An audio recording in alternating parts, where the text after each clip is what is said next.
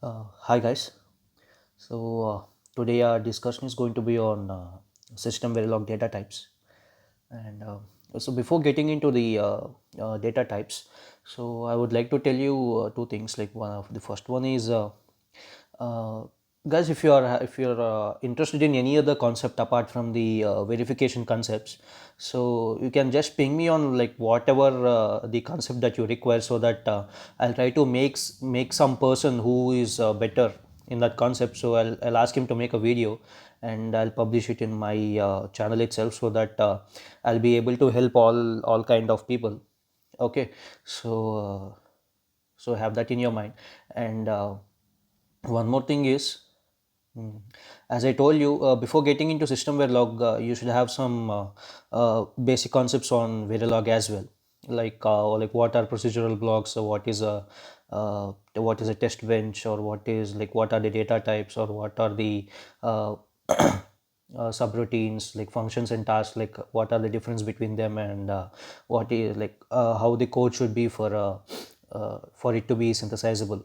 Okay, so you need to know all some basic concepts of Verilog before getting into system Verilog. Okay, so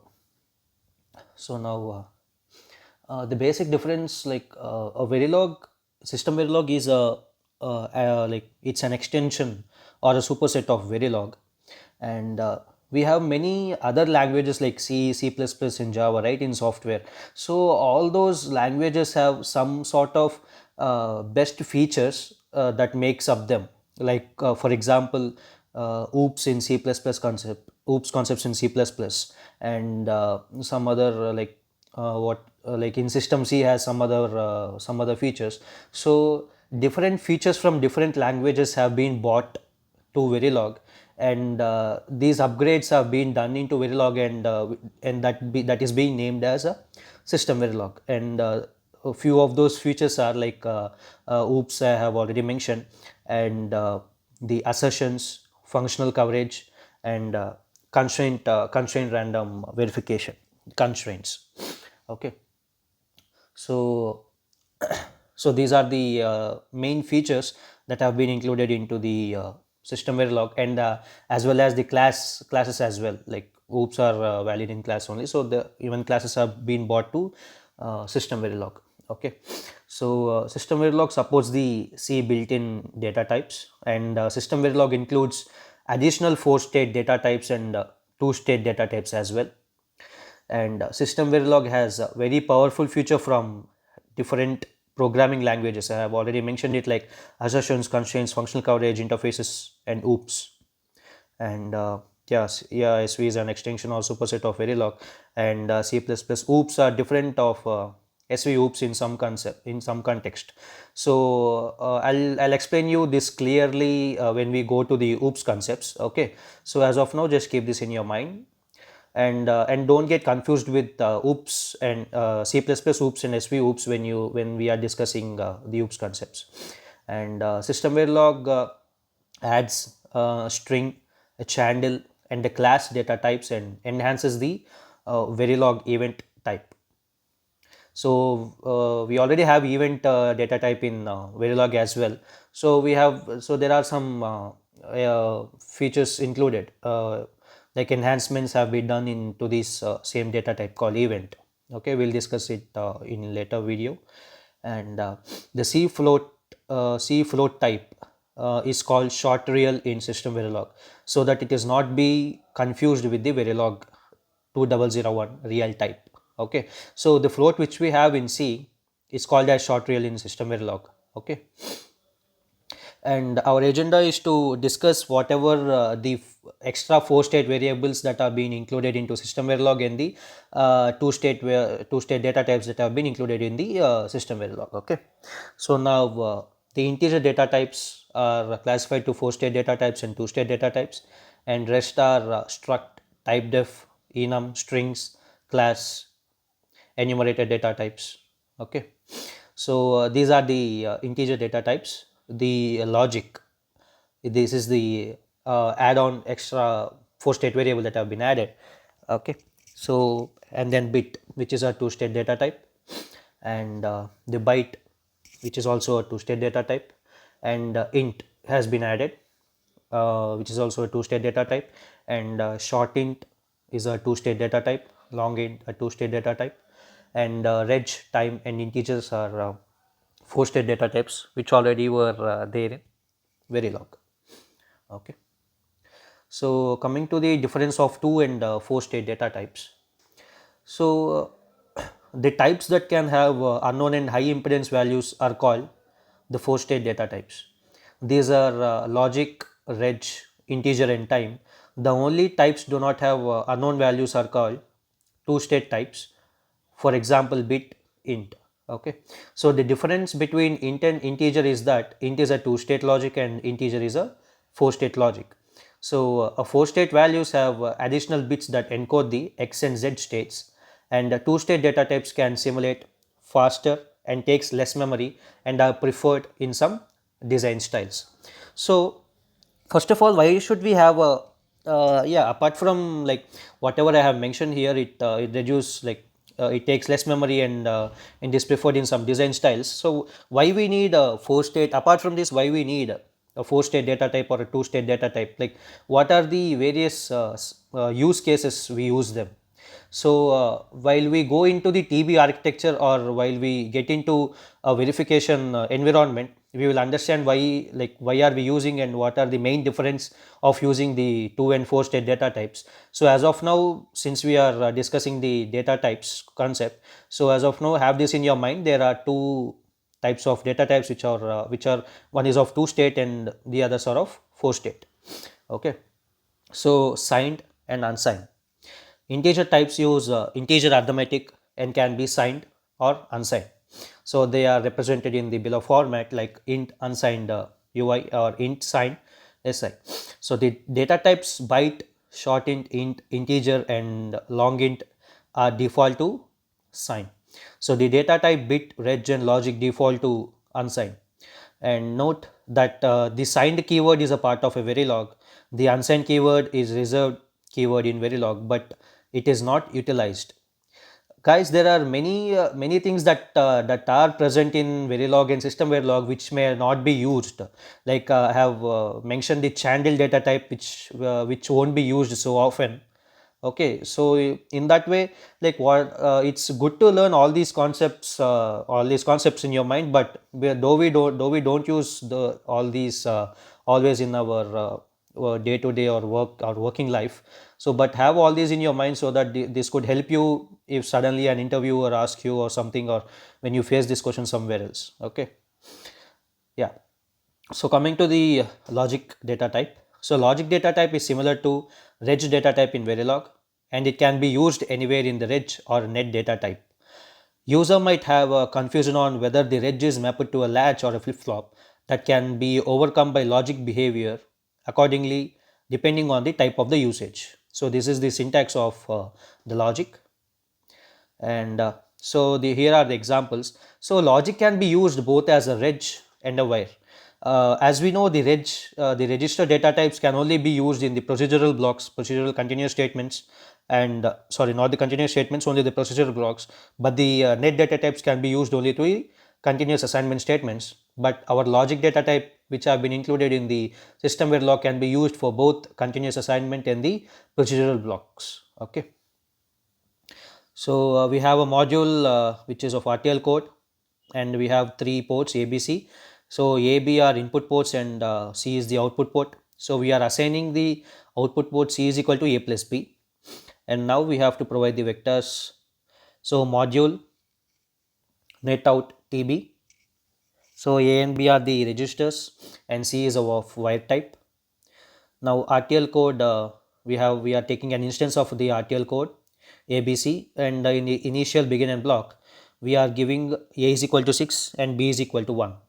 Now output is going to be 7. Okay, since that is of reg type, and it is used exactly in the procedural blocks only.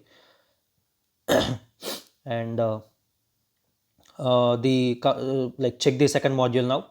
Module reg out TB, register A comma B, and C is also a register now.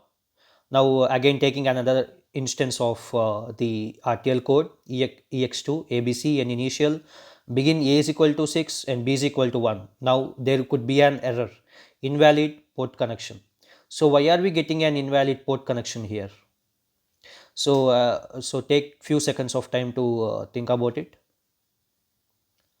and yeah, we'll come back to the second one now. So seeing the third one, we are having another module, RTL code x2, and ABC are the ports, and initial begin 6, B is equal to 1, and A is equal to 6, and end module, and the output is going to be 7 here.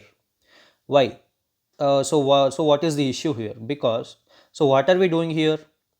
The whatever the assignment to be, whatever the assignment is done, the C is an register here. Okay, if C is a register, that should not be used in a continuous assignment statements. Okay, so that is why we have got an invalid port connection issue here. But since it is made as logic, so it can be used both in a continuous assignment and procedural blocks. So there is no issue of having it as logic, and the output will be 7. Okay, so coming to the void data type, the void data type represents non-existent data. This type can be specified as the return type of functions indicating no return value.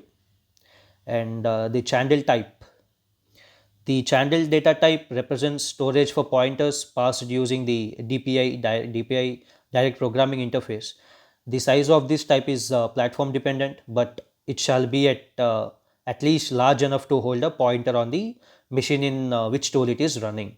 So DPI direct programming interface, it means that suppose you have test bench written in system Verilog language, but you need some part of it to be you don't have some part of it, and but that part of it is being written in some other language like C or system C, but you can't make a communication happen between the system Verilog and this C type language. So what are we going to do now? So we are going to use this DPI direct programming interface so as to make the connection and the communication between the system Verilog files, that programming language, to this C type programming language, C or a system C. And this will be the syntax chandle variable name. And coming to the string data type, so in Verilog the string literals behave like the packed arrays of a width that is a multiple of 8 bits. A string literal assigned to a packed array of an integral variable of a different size is either truncated to the size of the variable or padded with the zeros to the left as necessary. So system Verilog includes a string data type, which is a variable size dynamically allocated array of bytes, and system Verilog also includes a number of special methods to work with strings, and variables of type string can be indexed from 0 to n-1, and they can be taken on special value with, if there is no special value or a string that is being provided, if it is an empty string, and that is provided as that means that is an empty string, reading an element of a string yields a byte. And the syntax of the string will be here string and the name is equal to the string that you give, and if an initial value is not specified in the declaration, the variable is initialized to the empty string. Okay, and in strings we have some semantics and some methods as well, like so as we can work on the strings, like we can play with them using these methods. And there are some operators as well.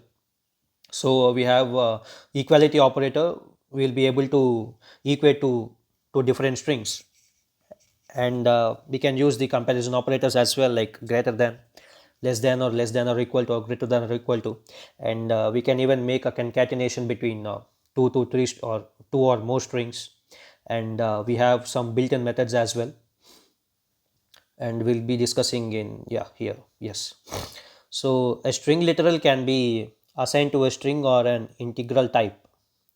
So if their size differs, the literal is right justified in either truncated on the left or zero filled on the left as necessary. So for example, the byte C is equal to A, which is specified as a string, so assigned to C a, and a string or a string literal or a packed array can be assigned to a string variable. A string variable shall grow or shrink to accommodate the packed array. If the size of the packed array is not a multiple of 8, then the packed array is 0 filled on the left. Okay, so for example, string s1 is equal to hello. So we are setting s1 to hello, and we have a 12-bit b which is having a value of 12 hexadecimal A41, and string s2 is equal to b. We are setting the s2 to the value of b, which is of 12 bits. Okay. So coming to string methods, so first one will be the string dot length. So this is going to return the length of the string, that is the number of characters in the string, excluding any terminating character. If the string is empty, the string length returns 0.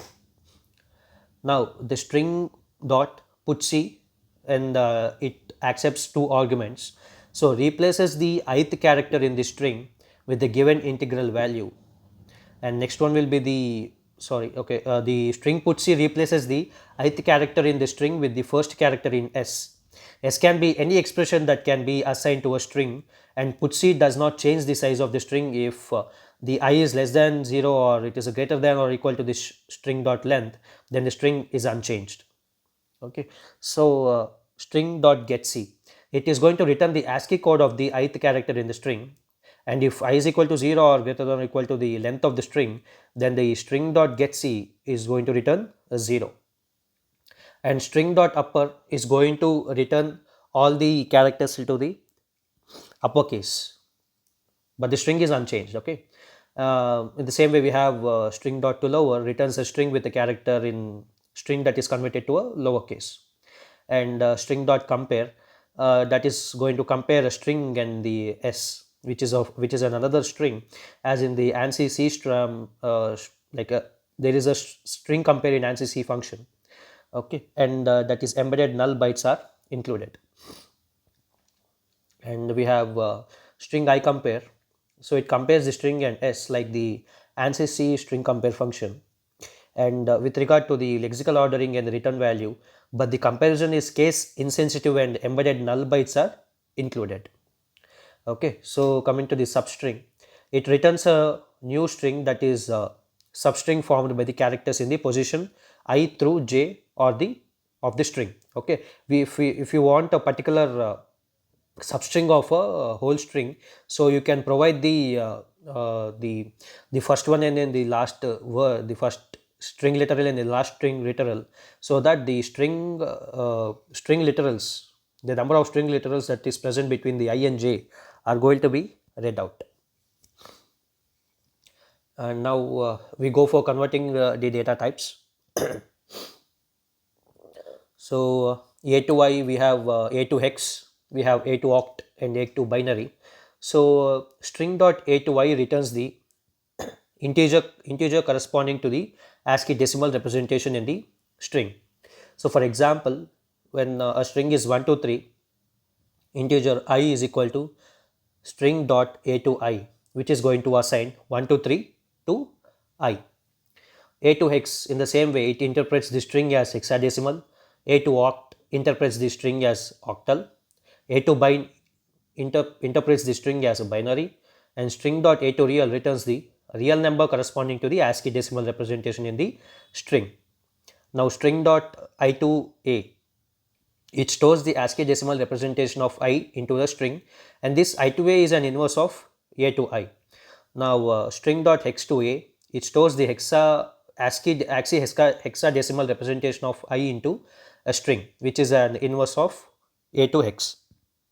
Now a string dot oct to A, it stores the ASCII octal representation of I into string, which is inverse of oct to A to oct, sorry. And string dot binary to A, it stores the ASCII binary representation of I into string, inverse of A to binary. And string dot real to A, it stores the ASCII real representation of I into string, inverse of A to real. Guys, we are going to rarely use all these data type conversions. Okay, but just have all these in your mind, as I have told you the reason for what.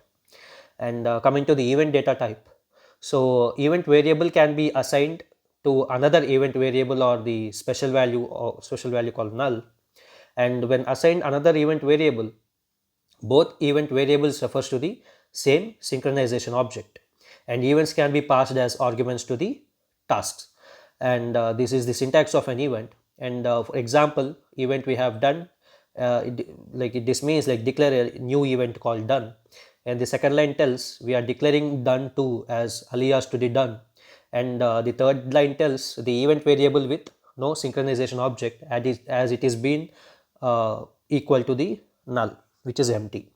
Okay, and one more thing, guys, this event data type, as of now they just consider it as a data type, but I'll be explaining you the complete working of an event, like why are we going to use it. Since it is from Verilog itself, you should have an idea of this event data type. But however, there is another concept called some sub processes. So where are we going to discuss another concepts, another topics like mailboxes and all, along with the events also. So when I'm going to discuss those concepts, though, I'll be like, even you are going to feel easy to learn like what is an event and where are we going to use it. Okay, so for as of now, just have it as a data type, event as a data type. So user defined data types. The user can define a new type using a type def as we use it in C. So this is a syntax. So type def int p. So this can be instantiated as int p a comma b. Now int p is a data type which is of int type, and a type can be used before it is defined. So it should be used before it is defined, provided it is the first identified as a type by an empty type def. So we have a type def here, foo. So foo f is equal to 1 and type def int foo. Note that this does not apply to enumeration values, which must be defined before they are used. Okay, so sometimes a user defined type needs to be declared before the contents of the types has been defined. So this is of use with user defined data types derived from the enumerated struct union and the class types. Okay, so coming to enumerated data types, an enumerated data type declare a set of integral named constructs, named constants. So enumerated data types provide the capability to abstractly declare strongly typed variable without either a data type or a data value, and later add the required data types and values for the designs that require more definition. Okay, so what it is telling is the enumerated data types, it provides a capability to abstractly declare a strong type variable without either a data type or a data value. So we are not going to provide initially, it's not mandatory to provide a data type or a data value, but in the later times we can even modify, we can even give it in the later time. Okay, so that is what they have mentioned, and required data type and the values for designs that require more definition. And the absence of data type declaration, the default type shall be int. If you are not going to provide any data type, then that will be a int by default. And any another data type used with enumerated type shall require an explicit data type declaration. An enumerated type defines a set of named values in the following example, like we have a light1 and light2 are defined to be variables of anonymous and unnamed enumerated int type that includes the three members, the red, yellow and green. So we have an enumerated data type here which is having three members, red, yellow and green, and the names are light1 and light2. So these are anonymous, so they are of int type. An enumerated name with x or z assignments assigned to an enumerated with no explicit data type or an explicit two-state declaration shall be a syntax error. So as it is shown below, so here when there is an enumerated idle xx is equal to tick x, s1 is equal to 2 tick b01, s2 is equal to 2 tick b10 state, and next.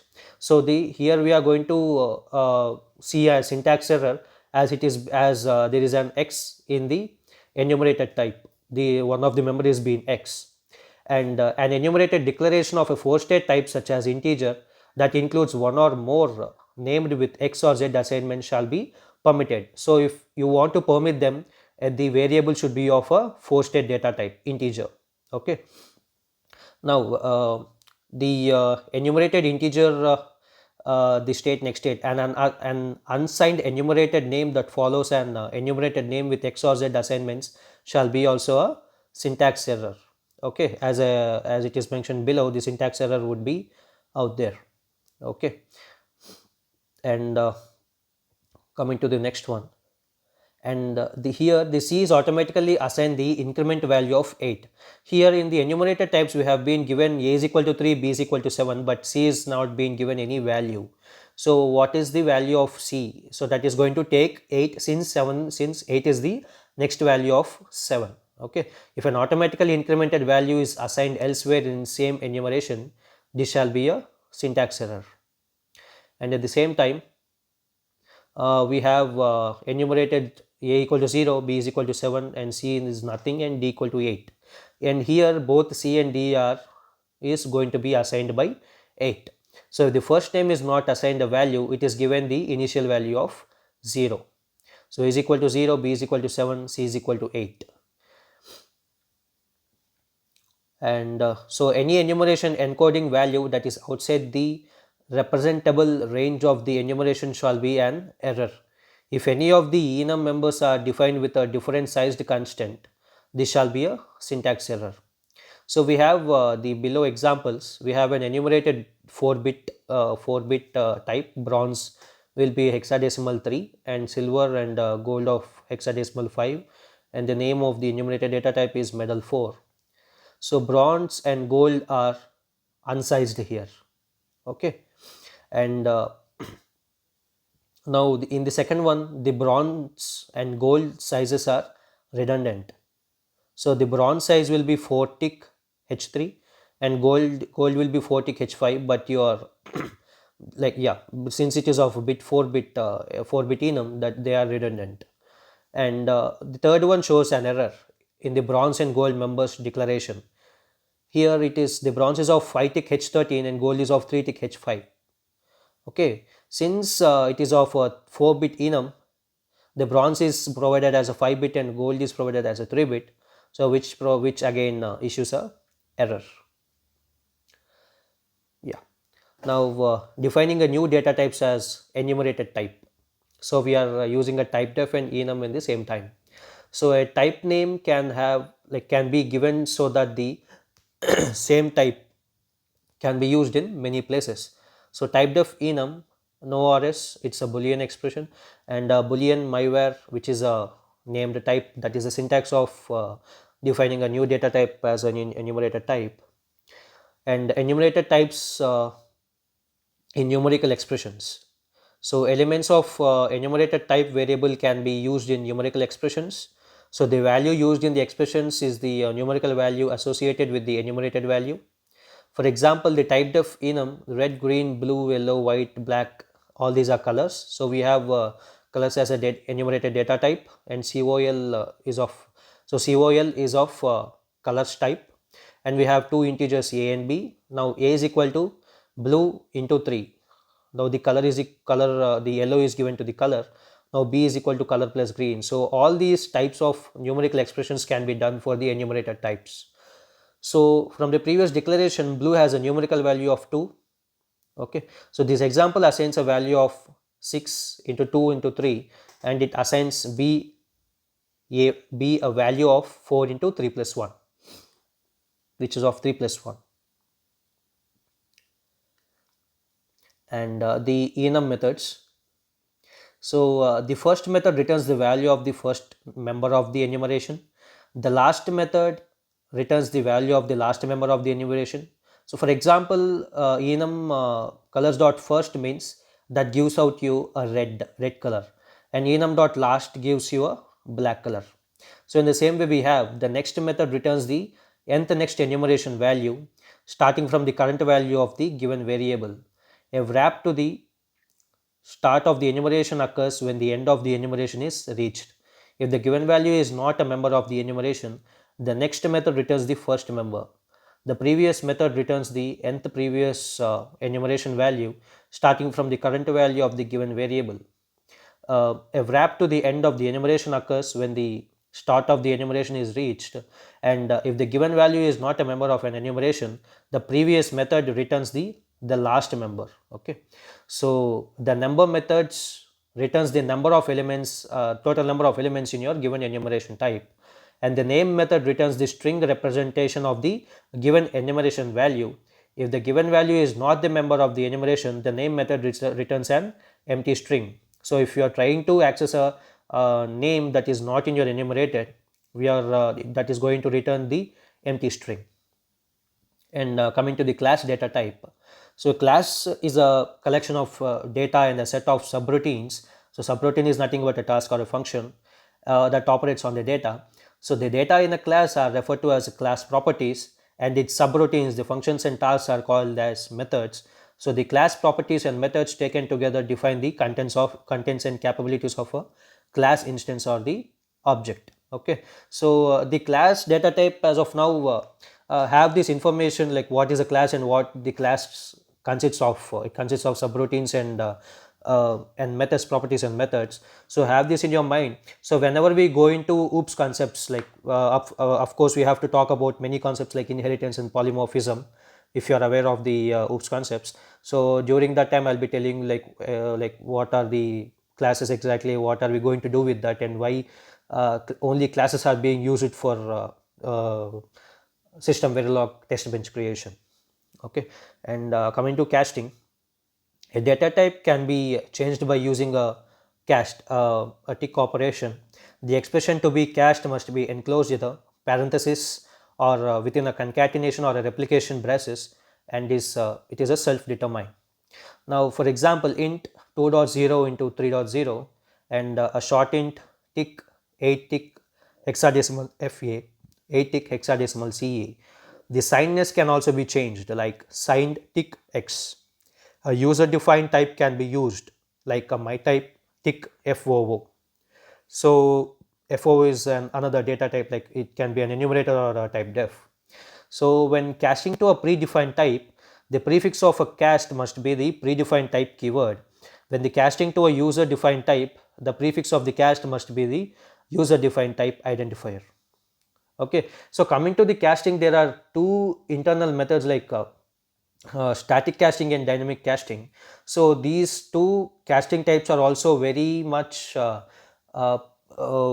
important topic or a concept. So I'll be discussing it in later videos, where it is really helpful where, so that you can understand in an easier way.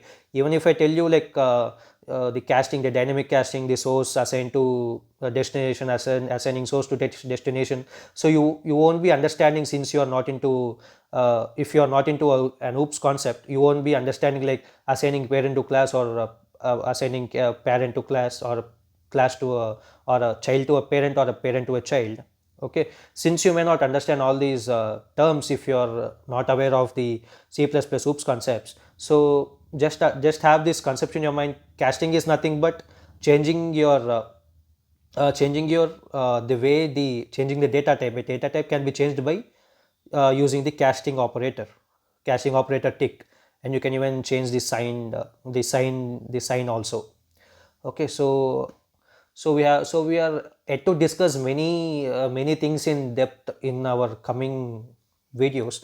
So as of now, what you have to have in your mind is, so what are the extra data types, extra 4-state data types that have been included in the system Verilog, and what are the 2-state variables that have been included in the system Verilog.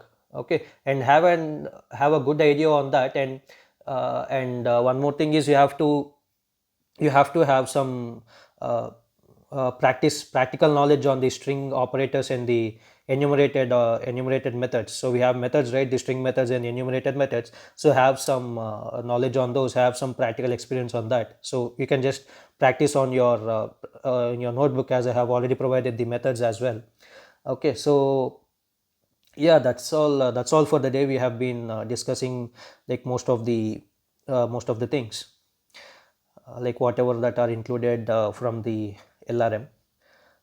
Yeah, so yeah, as I have already mentioned in the beginning of the video, if you are having any other doubt that corresponds to some other level of VLSI concept, like that relates to backend like or a design. If you have any design related doubt, or DFT related doubt, or timing analysis related doubt, or routing placement related doubt, so please post it on my comment box, or you can directly message me. As I told, I have already mentioned it in my first video, my contact number, so you can directly message me. We can have a call, and I'll try to have that video that you require in 3 to 4 days max.